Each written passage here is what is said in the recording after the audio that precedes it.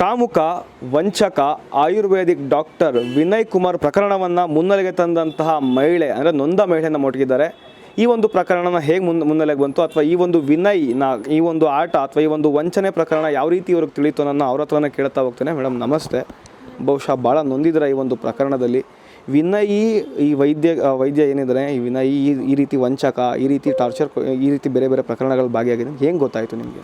Sir ಅಂದರೆ ನಮಗೆ ಮೊದಲು ನಮ್ಮ ಮದುವೆ ಆಗೋ ಟೈಮಲ್ಲಿ ಈ ವಿಷಯಗಳೆಲ್ಲ ನಮಗೆ ಗೊತ್ತಿರಲಿಲ್ಲ ಸರ್. ಅದಾದಮೇಲೆ ನಾವು ನಮಗೆ ಆಗಿರೋವಂಥ ಕಿರುಕುಳದ ಮೇಲೆ ನಾವು FIR ಮಾಡ್ಸೋಕ್ಕೆ ಅಂತ ಹೋದ್ಮೇಲೆ ಅವರು ನಮ್ಮ ಅಪ್ಪ ಅಮ್ಮನ ಮೇಲೆ ಕೌಂಟ್ರ್ FIR ಮಾಡಿಸಿದ್ರು ಸರ್. ಅದಕ್ಕೆ ನಾವು ಲಾಯರ್ನ ಕನ್ಸಲ್ಟ್ ಮಾಡಿದಾಗ, ಒಬ್ಬರನ್ನ ಮೀಟ್ ಮಾಡಿದಾಗ ಅವ್ರು ಹೇಳಿದ್ರು ನಮಗೆ, ಈ ಥರ ಇವನು ಹುಡುಗ ಈ ಥರ ಎಲ್ಲ ಮಾಡಿದ್ದಾನೆ, ಇಲ್ಲಿ ನಿಮಗೆ ಗೊತ್ತಿರಲಿಲ್ವ, ಹೆಂಗೆ ಮದುವೆ ಅದೇ ಅಂತೆಲ್ಲ ಕೇಳಿ ಅವರು ನಮಗೆ ಇನ್ಫಾರ್ಮೇಷನ್ ಹೇಳಿದ್ಮೇಲೆ ಈ ಥರ ಆಗಿದೆಯಂತೆ ಸರ್ ಅಂತ ಅಂದ್ಬಿಟ್ಟು ಪಾಂಡು ಸರ್ ಹತ್ರ ಬಂದು, ಅವರು ನಮ್ಮ ಅಣ್ಣನ ಫ್ರೆಂಡ್ ಆಗಿರೋದ್ರಿಂದ ಅವರು ಈ ಥರ ಮುಕ್ತವಾಗಿ ನನ್ನ ಜೊತೆ ಮಾತಾಡಿ ಎಲ್ಲ ಕೇಳಿದಾಗ ಈ ಥರ ಆಗಿದೆಯಂತೆ ಸರ್ ಅಂದಾಗ ಅವರು ಇನ್ಫಾರ್ಮೇಷನ್ ಕಲೆಕ್ಟ್ ಮಾಡಿ ಕೊಟ್ಟಾದಾಗ ನಮಗೆ ಗೊತ್ತಾಗಿರೋದು ಸರ್ ಈ ಥರ ಅಂತ ಹೇಳ್ಬಿಟ್ಟು. ನಿಮ್ಮ ಮದುವೆ ಯಾವಾಗ ಆಯಿತು ಮೇಡಮ್? ನೀವು ಅವರಿಂದ ಯಾವಾಗ ಹೊರ ಬಂದ್ರಿ? ನಿಮ್ಗೆ ಏನೆಲ್ಲ ಟಾರ್ಚರ್ ಆಯಿತು ಅವರಿಂದ? ಸರ್ ಮದುವೆ ಆಗಿದ್ದು ಜೂನ್ 3ನೇ ತಾರೀಕು 2024ನೇ ಇಸ್ವಿಲಿ ಸರ್. ಆಗ ಮದುವೆ ಆದಾಗ ಇದು ಅರೇಂಜ್ ಮ್ಯಾರೇಜೇ, ಇಬ್ಬರು ಫ್ಯಾಮಿಲಿಗಳು ಒಪ್ಪಿ ಮದುವೆ ಮಾಡಿ ನಮ್ಮ ಮನೆಯೇ ಖರ್ಚಾಕಿ ಎಲ್ಲ ಮದುವೆ ಮಾಡಿ ಚಿನ್ನ ಗೋಲ್ಡ್ ಎಲ್ಲ ಮಾಡಿಸಿ ಅವ್ರಿಗೆ ಕೊಟ್ಟು ಮದುವೆ ಮಾಡಿಕೊಟ್ರು. ಆ ಮದುವೆ ಹಿಂದಿನ ದಿನ ಏನಾಯಿತು, ಊಟ ಲೇಟಾಗಿದೆ, ಬಂದಿಗೆ ಎಷ್ಟೆಲ್ಲ ಆಗಿ ಹೋಗ್ತಿದ್ದೀರಾ, ಈ ಡಾಕ್ಟ್ರು ಮದುವೆ ಅಂದರೆ ಹೆಂಗಿರಬೇಕು, ಈ ಥರ ಮಾಡಿದ್ದೀರ ಅಂತ ಕೆಟ್ಟದಾಗೆಲ್ಲ ಬೈದು ನಮ್ಮ ಅಪ್ಪ ಅಮ್ಮನಿಗೆ ತುಂಬ ಎಷ್ಟು ಸಾಧ್ಯನೋ ಅಷ್ಟು ಕೆಟ್ಟದಾಗಿ ಬೈದು ಟಾರ್ಚರ್ ಎಲ್ಲ ಮಾನಸಿಕವಾಗಿ ಈ ಥರ ನೋವು ಮಾಡಿದ್ದಾರೆ. ಅದಾದಮೇಲೆ ನಮ್ಮ ಅಪ್ಪ ಇಷ್ಟೆಲ್ಲ ಮಾಡ್ತಿದ್ದಾರೆ, ಇವರು ಸರಿ ಇಲ್ಲ, ಇಷ್ಟರಲ್ಲೇ ಒಂದು ಸಮಾಧಾನ ಇಲ್ಲ ಅಂದಮೇಲೆ ಇವ್ರ ಜೊತೆ ಜೀವನ ಹೆಂಗೆ ಮಾಡ್ತೀಯ, ಬಾ ನೀನು ಹೋದ್ರೆ ಹೋಗಲಿ, ಖರ್ಚು ಮಾಡಿರೋದು ಇಷ್ಟು ಜೀವನ ಹಾಳಾಗೋದ್ಕಿಂತ ಕಡೆ ಏನಲ್ಲ ಬಾ ಅಂದ್ಬಿಟ್ಟು ನಮ್ಮಪ್ಪ ನನ್ನ ಎಳ್ಕೊಂಬಂದರು ಸರ್ ಚೌಟ್ರಿಯಿಂದನೇ ರಾತ್ರಿ. ಆಗ ನಾನಂದೆ, ನಾನು ಹೋಗ್ಬಿಟ್ರೆ ಇವಾಗ ಜನ ಏನು ಅನ್ಕೋತಾರೋ, ಇವ್ರ ಅಪ್ಪನ ಮಾತು ಕೇಳ್ಕೊಂಡು ಈ ಹುಡುಗಿ ಬಂದ್ಬಿಟ್ಟೆ ಇದೆಯಲ್ಲ ಅಂತ ನನ್ನ ಬಗ್ಗೆ ಕೇವಲವಾಗಿ ಮಾತಾಡಬಾರ್ದು ಅಂದ್ಬಿಟ್ಟು ನಾನು ನಮ್ಮ ಅಪ್ಪ ಅಮ್ಮನ ಕಾಲೆಲ್ಲ ಕಟ್ಟಿ ಏನೂ ಮಾತಾಡಬೇಡಿ, ಮದುವೆ ಮಾಡಿಕೊಡಿ ಅಂತೆಲ್ಲ ಹೇಳಿದಾಗ ನಮ್ಮ ಅಪ್ಪ ಅಮ್ಮ ಆಯಿತು ಅಂದ್ಬಿಟ್ಟು ಮದುವೆ ಎಲ್ಲ ಮಾಡಿಕೊಟ್ಟಾದ್ಮೇಲೆ ಇನ್ನು ಅವ್ರ ಮನೆಗೆ ಕರ್ಕೊಂಡು ಹೋದ ದಿನದಿಂದ ನನಗೆ ತುಂಬ ಟಾರ್ಚರು ಸರ್. ಅವ್ರ ಮನೆಯಿಂದ ನಾನು ಎಷ್ಟೇ ಚೆನ್ನಾಗಿರಬೇಕು, ನಮ್ಮ ಅಪ್ಪ ಅಮ್ಮನ ಮಾತನ್ನ ಧಿಕ್ಕರಿಸಿ ಇವತ್ತು ನಾನು ಮದುವೆ ಆಗಿದ್ದೀನಿ ಅಂದಾಗ ಏನೇ ಒಂದು ಇದ್ರೂ ಸಮಾಧಾನ ತಗೊಂಡು ಹೋಗೋಣ ಅಂತ ಎಷ್ಟೇ ಒಳ್ಳೆತನದಲ್ಲಿ ಇರೋಕ್ಕೆ ಹೋದ್ರೂ ನನಗೆ ತುಂಬ ಟಾರ್ಚರು. ನಿಮ್ಮ ಅಪ್ಪ ಅಮ್ಮ ನಂಗೆ ಅವಮಾನ ಮಾಡಿದ್ದಾರೆ, ಡಾಕ್ಟ್ರು ಮದುವೆಲಿ ಈ ಥರ ಎಲ್ಲ ಅವಮಾನ ಆಯಿತು, ಬಂದ ಗೆಸ್ಟೆಲ್ಲ ಹಂಗೆ ಹೋದರು, ಏನು ಅಂದ್ಕೊಂಡಿದ್ದೀರ ನಮ್ಮನ್ನ, ನಿಮ್ಮ ಅಪ್ಪ ಅಮ್ಮ ನಮ್ಮ ಮನೆಗೆ ಬರೋ ಹಾಗಿಲ್ಲ, ಈಗ ನಮ್ಗೆ ಆಗಿರೋ ಅವಮಾನಕ್ಕೆ ಈಗ ನಮ್ಮ ಮನೆಗಳಲ್ಲೂ ಮದುವೆ ಅಂತ ಖರ್ಚು ಮಾಡ್ಕೊಂಡಿದ್ದೀವಿ, ಅದರಿಂದ ನೀನು ನಿಮ್ಮ ಮನೇಲಿ ಜಮೀನು ಬರ್ಸ್ಕೊಬಾ, ಹೇಗೂ ನಿಮ್ಮ ಮನೆಯಲ್ಲಿ ಸಾಲ ತೀರ್ಸೋಕ್ಕೆ ಜಮೀನು ಮಾರ್ತಿದ್ದಾರಂತಲ್ಲ,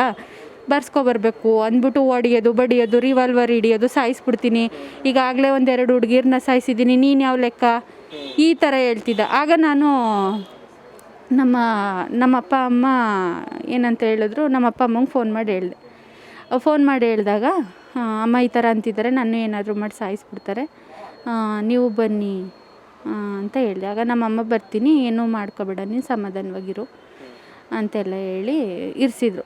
ಅಷ್ಟರಲ್ಲಿ ಏನಾಯಿತು, ಇವ್ರ ಅಮ್ಮನೂ ಟಾರ್ಚರ್ ಕೊಡ್ತಿದ್ರು ನನಗೆ ಸಖತ್ತು. ಆಗ ನಮ್ಮಮ್ಮಂಗೆ ಫೋನ್ ಮಾಡಿ ಕರೆಸಿ, ನಿಮ್ಮ ಮಗಳು ನಮ್ಮ ಮನೇಲಿ ಇರಬೇಕು ಅಂತ ಹೇಳಿದ್ರೆ ಜಮೀನು ಬರ್ಸ್ಕೊಂಬರ್ಬೇಕು, ಇಲ್ಲ ಅಂತ ಹೇಳಿದ್ರೆ ನನ್ನ ಮನೇಲಿ ಜಾಗ ಇಲ್ಲ, ಆಮೇಲೆ ಡೆತ್ ನೋಟ್ ಎಲ್ಲ ಬರ್ಸಿಟ್ಕೊಂಡಿದ್ದಾರೆ, ನನ್ನ ಸಾವಿಗೆ ನಾನೇ ಕಾರಣ, ಇಲ್ಲಿ ಇರಬೇಕು. ಇವರು ವಿನಯ್ ಅವರು ನಿಮ್ಮ ಹತ್ರ ಡೆತ್ ನೋಟ್ ಬರೆಸ್ಕೊಂಡಿದ್ರ? ಅವರಮ್ಮ ಅವರಪ್ಪ ಎಲ್ಲ ಸೇರಿ ಬರ್ಸಿದ್ದು ಸರ್, ಅದನ್ನು ಬರ್ಕೊಟ್ಟಿದ್ದೀನಿ ನಾನು ಸರ್. ನನ್ನ ಸಾವಿಗೆ ನಾನೇ ಕಾರಣ, ನಮ್ಮ ಅಪ್ಪ ಅಮ್ಮ ಕಾರಣ, ನನಗೇನೇ ಆದರೂ ನಾನೇ ಕಾರಣ ಅಂತ ಬರ್ಕೊಟ್ಟಿದ್ದೀನಿ ಸರ್. ಅವರು ನಿಮ್ಮನ್ನ ಕೊಲೆ ಮಾಡೋಕ್ಕೂ ಕೂಡ ಪ್ರಯತ್ನ ಮಾಡಿರ್ತಿದ್ರು ಮುಂದೊಂದು ದಿನ ಸರ್. ಏನು ಅಂತ ಹೇಳಿದ್ರೆ ಅವಮಾನ ಆಗಿದೆ ಅನ್ನೋದಕ್ಕೆ, ಮತ್ತು ಈ ಥರ ಎಲ್ಲ ಮಾಡಿದ್ರು ಇವರು ಅನ್ನೋ ಸೇಡೋ ಏನು ಅಂತ ನಮಗೆ ಗೊತ್ತಿಲ್ಲ ಸರ್, ಆದರೆ ಈ ಥರ ಅವ್ರದ್ದು ಪ್ಲ್ಯಾನ್ ಇರ್ಬೋದು ಸರ್ ನನ್ನ ಅನಿಸಿಕೆ. ಅಂದರೆ ಈ ಒಂದು ಪ್ರಕರಣದಲ್ಲಿ ವಿನಯ್ ಅವರ ಅಪ್ಪ ಅಮ್ಮ ಕೂಡ ಭಾಗಿಯಾಗಿದ್ದಾರೆ ಅಂತ ನೀವು ಹೇಳ್ತೀವಿ? ಹೌದು ಸರ್, ಭಾಗಿಯಾಗಿದ್ದಾರೆ ಖಂಡಿತವಾಗ್ಲೂ. ಅವರು ಯಾಕೆ ಅಂತ ಹೇಳಿದ್ರೆ, ಅವರು ಈಗ ಭಾಗಿಯಾಗಿಲ್ಲ ಅಂತ ಹೇಗೆ ಹೇಳೋಕ್ಕಾಗುತ್ತೆ ಸರ್. ಅವ್ರು ಒಂದಿನ ಪ್ರೀತಿ ವಿಶ್ವಾಸ ಅನ್ಯೋನ್ಯವಾಗಿ ನನ್ನ ಜೊತೆ ನಡ್ಕೊಂಡಿಲ್ಲ. ಅವರು ಸೇರಿಕೊಂಡು ನಿಮ್ಮ ಮಗಳು ನಾವು ಹೊರಗಡೆ ಕೂತಿದ್ದಾಳೆ ಬನ್ನಿ ಅಂತ ನಮ್ಮ ಅಮ್ಮಂಗೆ ಫೋನ್ ಮಾಡಿ ಒಂದಿನ ಕರೆಸಿ ಡೆತ್ ನೋಟ್ ಬರೆಸ್ಬೇಕು, ಈ ಥರ ಎಲ್ಲ ಜಮೀನೆಲ್ಲ ಬರ್ಕೊಡ್ಲಿಲ್ಲ ಅಂದರೆ ನಾವು ಇರಿಸ್ಕೊಳ್ಳಲ್ಲ ಮನೇಲಿ ಅಂತೆಲ್ಲ ಹೇಳಿ ಟಾರ್ಚರ್. ವಿನಯ್ ಅವರು ಹೇಗಿರ್ತಿದ್ರು ಮೇಡಮ್ ಮನೇಲಿ? ಆವಾಗಲೇ ಪಾಂಡು ಪೂಜಾರಿ ಲಾಯರ್ ನಿಮ್ಮ ವಕೀಲರು ಹೇಳ್ತಾ ಇದ್ರು ಇಂಜೆಕ್ಷನ್ನು ಮತ್ತು ಟ್ಯಾಬ್ಲೆಟ್ ಇವೆಲ್ಲ ತೊಗೋತಾರು ಅಂತ. ಏನು ತೊಗೋತಾರು ಅಂತ? ಸರ್ ಅದು ನಮಗೆ ಇವು ಸರ್ ಹೇಳಿದ್ಮೇಲೆ ಗೊತ್ತಾಗಿದ್ದು, ಅಲ್ಲಿ ಕೆಲವೊಂದು ಅವ್ರದ್ದು ಹಳೆ ಕೇಸ್ಗಳಲ್ಲಿ ಡಾಕ್ಯುಮೆಂಟಲ್ಲಿ ನೋಡಿದಾಗ ಏನೋ ಇಂಜೆಕ್ಷನ್ ತಗೋತಾರೆ ಅಂತೆಲ್ಲ ಗೊತ್ತು. ನನಗೆ ನೋಡಿದ ಮಟ್ಟಿಗೆ ನನಗೆ ಯಾವತ್ತೂ ಆ ಥರ ಇಂಜೆಕ್ಷನ್ ತಗೊಂಡಿದ್ದು ಗೊತ್ತಿಲ್ಲ. ಯಾಕೆ ಅಂತ ಹೇಳಿದ್ರೆ ನಾನು ಕ್ಲಿನಿಕ್ಗೆ ಯಾವಾಗಲೂ ಹೋಗಿಲ್ಲ, ಅವರು ಇರೋ ಅಂಥ ಕ್ಲಿನಿಕ್ಗೆ. ಯಾಕೆ ಅಂತೇಳಿ ಅದೂ ನಿಂದನೆ ಮಾಡಿದ್ದಾರೆ ಸರ್, ನೀನು ನನ್ನ ಮಗಂಗೆ ತಕ್ಕ ಹುಡುಗಿ ತಂದಿಲ್ಲ, ಅಲ್ಲಿ ಕ್ಲಿನಿಕಲ್ಲೆಲ್ಲ ಆಡ್ಕೊತಾರೆ, ನೀನು ಬರಬೇಡ ಅಂತೆಲ್ಲ ಹೇಳಿ ಒಂದಿನನೂ ನಾನು ಹೋಗಿಲ್ಲ ಸರ್ ಅವ್ರ ಮನೆಗೆ, ಅಲ್ಲಿ ಕ್ಲಿನಿಕ್ಗೆ. ಅಂದರೆ ನಿಮ್ಗೆ ಯಾವ ರೀತಿ ಟಾರ್ಚರ್ ಕೊಡ್ತಾ ಮನೆಗೆ? ನಿಮ್ಗೆ ಹೋಗ್ಲಿ ಚೆನ್ನಾಗಾರು ನೋಡ್ಕೋತಾದ್ರ? ಇಲ್ಲ ಸರ್, ನೋಡ್ಕೋತಿರ್ಲಿಲ್ಲ, ತುಂಬ ತೊಂದರೆ ಕೊಡೋದು. ಈಗ ಈ ಥರ ಇದ್ದರೆ ಮಾತ್ರ ನಮ್ಮ ಮನೇಲಿ ಜಾಗ, ಇಲ್ಲ ಅಂದರೆ ಇಲ್ಲ, ಹೋಗು ಮನೆ ಬಿಟ್ಟು ಅಂತೆಲ್ಲ ಮನೆಯಿಂದ ಹೊರಗಡೆ ಕೂರಿಸೋದು, ಹೇಳ್ಕೊಂಡೋಗಿ ಕೂರಿಸೋದು, ಈ ಥರ ಎಲ್ಲ ಮಾಡೋರು ಸರ್. ಊಟ ಎಲ್ಲ ಕೊಡದೆ ನಾಯಿ ಮಲ್ಗೋ ಜಾಗದಲ್ಲೆಲ್ಲ ಮಲಗಿಸಿ ತುಂಬ ವಿಚಿತ್ರ ಹಿಂಸೆ ಕೊಟ್ಬಿಟ್ಟಿದ್ದಾರೆ ಸರ್ ನಂಗೆ ಅವರು. ಅವರು ಜೊತೆನೂ ಅವರು ಎಲ್ಲ ಒಟ್ಟಿಗೆ ಸರ್, ಅವರು ಒಟ್ಟಿಗೆನೇ ಮಾತಾಡ್ಕೊಂಡೇ ಮಾಡೋದು ಸರ್. ಅವ್ರ ಅಪ್ಪ ಅಮ್ಮ ಮತ್ತು ವಿನಯ್ ಇದ್ದಿದ್ದು ಸರ್. ಹೋಗಿದ್ದೆ. ಅವರು ಸ್ವಲ್ಪ ದಿನ ಅಜ್ಜಿ ಇದ್ದರು, ಬಂದು ಹೋಗಿ ಮಾಡ್ತಿದ್ರು ಅಷ್ಟೇ. ಈ ವಿನಯ್ ಈ ರೀತಿಯೆಲ್ಲ ಆಗ್ತಾನೆ ಅಂತ ಪಾಂಡು ಪೂಜಾರಿಯವ್ರ ಮುಖಾಂತರ ಗೊತ್ತಾಗಿದೆ ನಿಮಗೆ? ಅಂದರೆ ಈ ಹಿಂದೆ ಇಷ್ಟು ಹುಡುಗಿರು ಈ ಥರ ಮೋಸ ಆಗಿತ್ತು, ಮತ್ತು ನಾಗಲಕ್ಷ್ಮಣ್ ಅವರು ಈ ರೀತಿ ಅಸ್ವಸ್ಥರಾಗಿದ್ದು? ಹೌದು, ಅವರಿಂದನೇ ಗೊತ್ತಾಗಿದ್ದು. ಈ ನಾಗಲಕ್ಷ್ಮಿ ಅವ್ರು ನೋಡಿದಾಗ ಏನು ಅನಿಸುತ್ತೆ ಮೇಡಮ್? ನಾಗಶ್ರೀ ಅವ್ರನ್ನ ನೋಡಿದಾಗ ತುಂಬ ಬೇಜಾರಾಯಿತು ಸರ್. ಈ ಥರ ಹೆಣ್ಮಕ್ಳನ್ನ ಈ ಮೋಸದ ಬಲೆಗೆ ಬೀಳಿಸ್ಬಿಟ್ಟು ಈ ಥರ ಜೀವನ ಹಾಳು ಮಾಡ್ತಾರಲ್ಲ ಅಂದ್ಬಿಟ್ಟು ನೋವಾಯಿತು ಸರ್. ಗೊತ್ತಾಗ್ದೇ ಈ ಥರ ಮಾಡ್ಕೊಬಿಡ್ತೀವಲ್ಲ ಜೀವನನ, ಆ ಥರ ನೋವಾಯಿತು ಸರ್ ನನಗೆ. ಅಲ್ಲ, ಇವರಿಂದ ಈಗ ನೀವು ಕಣ್ಣಿಗೆ ಕಾಣಂಗೆ ನೀವಿದ್ದೀರಾ, ಮತ್ತು ನಾಗಶ್ರೀ ಅವರಿದ್ದಾರೆ, ಮತ್ತು ಇನ್ನೊಂದು ಸ್ವಲ್ಪ ಜನ ಬೇರೆ ಬೇರೆ ಹಿರೇಮಠ ಅಂತೆಲ್ಲ ಇದ್ದಾರೆ.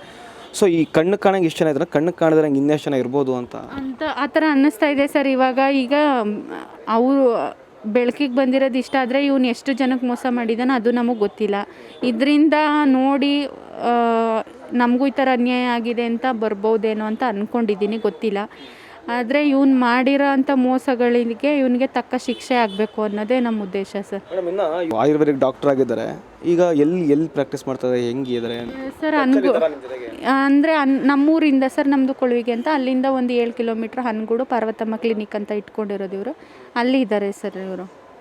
ನಿಮ್ಮ ಜೊತೆ ಮತ್ತೆ ಈ ಪ್ರಕರಣಗಳೆಲ್ಲ ಮುನ್ನೆಲೆಗೆ ಬಂದು ಇವಾಗ ನೀವು ಕೋರ್ಟಲ್ಲೆಲ್ಲ ಕೇಸ್ ಹೋಗಿದ್ರೆ, ಈಗ ಮೀಡಿಯಾದಲ್ಲೆಲ್ಲ ಬರ್ತಾ ಇದೆ, ಇದಕ್ಕೆ ಮತ್ತೆ ಇವಾಗ ಏನಾರು ನಿಮಗೆ ಮಾತಾಡೋಂಥ ಪ್ರಯತ್ನ ಮಾಡಿದ್ರು ಅವರು? ಕಾಂಪ್ರಮೈಸ್ಗೆ ಏನಾರು ಮಾತಾಡೋಂಥ ಪ್ರಯತ್ನ ಮಾಡ್ತಿದ್ರು? ಅಂದರೆ FIR ಮಾಡ್ಸೋಕೆ ಹೋದಾಗ ಮಾಡಿದ್ರು ಸರ್. ಮಾದಳ್ಳಿ ಮಟ್ಟಕ್ಕೆಲ್ಲ ಹೋಗ್ಕೊಟ್ಟು ಇದನ್ನ ಇಲ್ಲೇ ಕ್ಲಿಯರ್ ಮಾಡಿಬಿಡಿ ಅಂತೆಲ್ಲ ಹೇಳಿ ಅಲ್ಲಿ ಸೆಟ್ಲ್ಮೆಂಟ್ ಮಾಡ್ಕೊಳಕ್ಕೆ ಟ್ರೈ ಮಾಡಿದ್ರು. ಆದರೆ ನಾವು ಒಪ್ಕೊಂಡಿದ್ದು ಅಂತ ಹೇಳಿದ್ರೆ ಮಠನ ಧಿಕ್ಕರಿಸಿ ಹೋಗಬೇಡಿ ಅಂತ ಸ್ವಾಮೀಜಿ ಅವ್ರುಗಳು ಅಧ್ಯಕ್ಷರುಗಳು ಹೇಳಿದರು. ನಾವು ಹೇಳಿದ್ದಕ್ಕೆ ಒಪ್ಕೊ ಅಂತ ಆಯಿತು ಅಂದ್ಬಿಟ್ಟು ಒಪ್ಕೊಂಡಿದ್ದೆ. ಪುನಃ ಇನ್ನೊಂದು ಸರಿ ಮಾದಳ್ಳಿ ಮಠಕ್ಕೆ ಕರೆಸ್ಬಿಟ್ಟು ನನ್ನ ಬಗ್ಗೆನೇ ಕೆಟ್ಟಾಗಿ ಈ ಥರ ಏನೇನೋ ಹೇಳೋಕ್ಕೂ ಅಸಹ್ಯ ಆಗುತ್ತೆ ಸರ್, ಆ ಥರ ಎಲ್ಲ ಮಾತಾಡಿದ್ದಾರೆ ನನ್ನ ಬಗ್ಗೆ. ಅದು ನನಗಿಷ್ಟ ಆಗಲಿಲ್ಲ. ಆಮೇಲೆ ನಾನು ಹೋಗಿ FIR ಡಿವೋರ್ಸ್ ತಗೋತಾ ಇಲ್ಲ ಸರ್, ನಾನು ಅಪ್ಲೈ ಮಾಡಿಲ್ಲ. ಓಕೆ, ಈ ಒಂದು ಒಟ್ಟಾರೆ ಪ್ರಕರಣ ನೋಡುತ್ತಂದರೆ ಹೆಣ್ಮಕ್ಳಿಗೆ ಏನು ಕಿವಿ ಮಾತು ಹೇಳೋಕ್ಕೆ ಇಷ್ಟಪಡ್ತಾರೆ ಮೇಡಮ್? ಯಾಕಂತಂದರೆ ಒಳ್ಳೆ ಡಾಕ್ಟ್ರು ಅಥವಾ ಒಳ್ಳೆ ವೆಲ್ ಸೆಟಲ್ಡು, ಒಳ್ಳೆ ಶ್ರೀಮಂತನೋ ಅಥವಾ ವೆಲ್ ಸೆಟಲ್ಡ್ ಆಗಿರೋ ಫ್ಯಾಮಿಲಿ ಬೇಕು, ಚೆನ್ನಾಗಿರೋ ಹುಡುಗ ಬೇಕು ಅಂತ ಇವತ್ತಿನ ದಿನ ಹೆಣ್ಮಕ್ಳು ಇದು ಮಾಡ್ತಿರ್ತಾರೆ. ಅಂಥವ್ರಿಗೆ ಏನು ಕಿವಿ ಮಾತು ಹೇಳೋಕ್ಕೆ ಇಷ್ಟಪಡ್ತಾರೆ? ಅದು ಆಸೆ ಪಡೋದು ತಪ್ಪಲ್ಲ ಸರ್, ಆದರೆ ಏನು ಅಂತ ಹೇಳಿದ್ರೆ ಎಲ್ಲ ವಿಚಾರ ಹಿಂದು ಮುಂದೆ ಹಿನ್ನೆಲೆ ತಿಳ್ಕೊಂಡು ಮದುವೆ ಆಗೋದು ಬೆಟರು.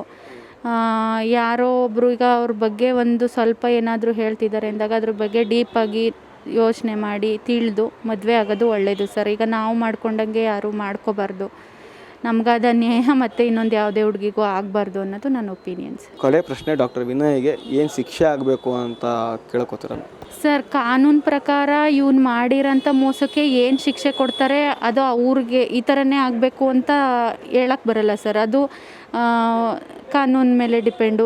ಏನು ಈ ಥರ ನನಗೆ ಈ ಥರ ಎಲ್ಲ ಟಾರ್ಚರ್ ಕೊಟ್ಟಿದ್ದಾನೆ ಅಂದಮೇಲೆ ಅವ್ನಿಗೆ ಯಾವ ಥರ ಶಿಕ್ಷೆ ಕೊಡ್ತಾರೆ ಅವ್ರಿಗೆ ಬಿಟ್ಟಿದ್ದು ಸರ್. ಹೌದು ಸರ್, ನಮ್ಮದು ಕೇಸು ರಿಪೋರ್ಟ್ ಆಗಿದೆ ಸರ್, ಅದ್ರ ಬಗ್ಗೆ ಪುನಃ ಕೇಸ್ನ ಇನ್ವೆಸ್ಟಿಗೇಷನ್ ಮಾಡಿ ನನಗೆ ಒಂದು ನ್ಯಾಯ ಒದಗಿಸ್ಬೇಕು ಸರ್. ಪಾಂಡು ಪೂಜಾರಿ ಅವ್ರ ಮೇಲೆ ನಂಬಿಕೆ, ಸಂಪೂರ್ಣವಾಗಿ ಒಂದು ಪ್ರಕರಣಕ್ಕೆ ನ್ಯಾಯ ಕೊಡಿಸ್ತಾರೆ ಅಂತ ನಂಬಿಕೆ ಇದೆಯಾ? ಹಾಂ ಸರ್, ನನಗೆ ನಂಬಿಕೆ ಇದೆ. ಈ ವಿಚಾರ ಮಹಿಳಾ ಆಯೋಗಕ್ಕೆ ಕಂಪ್ಲೇಂಟ್ ಕೊಡ್ತೀರಾ? ಕೊಟ್ಟಿದ್ದೀನಿ ಸರ್. ನಾನು ಕೊಟ್ಟಿದ್ರು ಬಿ ರಿಪೋರ್ಟ್ ಮಾಡಬೇಡಿ ಅಂತ ಅವ್ರಿಗೂ ಹೋಗಿದೆ ಅದು ಪೊಲೀಸ್ ಸ್ಟೇಷನ್ಗೆ. ಆದ್ರೂ ಅವರು ಮಾಡಿದ್ದಾರೆ B report. S P complaint ಮಾಡಿದ್ದೀನಿ. ಅವರು ಬಿ ರಿಪೋರ್ಟ್ ಮಾಡಬೇಡಿ, ಇನ್ವೆಸ್ಟಿಗೇಷನ್ ಮಾಡಿ ಅಂದರೆ ನನಗೆ ಒಂದು ಫೋನ್ ಕಾಲು ಬಂದಿಲ್ಲ, ಏನೂ ಇಲ್ಲ. ಈ ಥರ ಮಾಡಿ ಇಟ್ಟಿದ್ದಾರೆ ಸರ್. ಸೊ ಇವಿಷ್ಟು ಡಾಕ್ಟರ್ ವಿನಯ್ ಕುಮಾರಿಂದ ವಂಚನೆಗೊಳಗಾದಂತಹ ಮಹಿಳೆ ಮಾತಾಗಿರುವಂಥದ್ದು. ಕ್ಯಾಮ್ರಾ ಪರ್ಸನ್ ರವಿ ಜೊತೆ ಚಂದನ್ ಬಲರಾಮ್, ಇಂಡಿಯನ್ ಟಿವಿ, ಮೈಸೂರು.